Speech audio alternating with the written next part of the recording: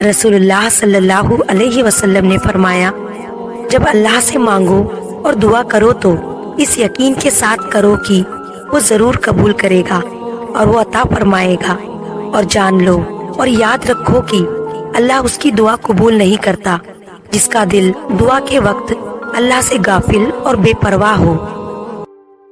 بسم اللہ الرحمن الرحیم۔ رسول اللہ صلی اللہ علیہ وسلم نے فرمایا، جو اللہ کے رب ہونے پر، اسلام کے دین ہونے پر اور محمد صلی اللہ علیہ وسلم کے نبی ہونے پر راضی ہوا، اس کے لیے جنت واجب ہو گئی۔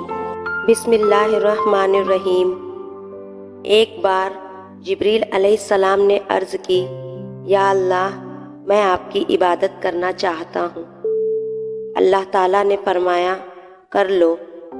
انہوں نے 2 رکعت نماز کی نیت کی اور ایسے نماز ادا کی کہ 40,000 سال کے بعد سلام پھیرا۔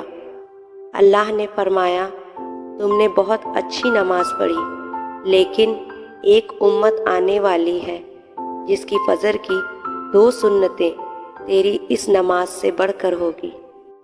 بسم اللہ الرحمن الرحیم۔ حدیث نبوی صلی اللہ علیہ وسلم۔ جس گھر کے دروازے رشتہ داروں کے لیے بند اور جس گھر میں رات دیر تک جاگنے اور صبح دیر سے اٹھنے کا رواج ہو جائے تو وہاں رزق کی تنگی اور بے برکتی کو کوئی نہیں روک سکتا۔ بسم اللہ الرحمن الرحیم۔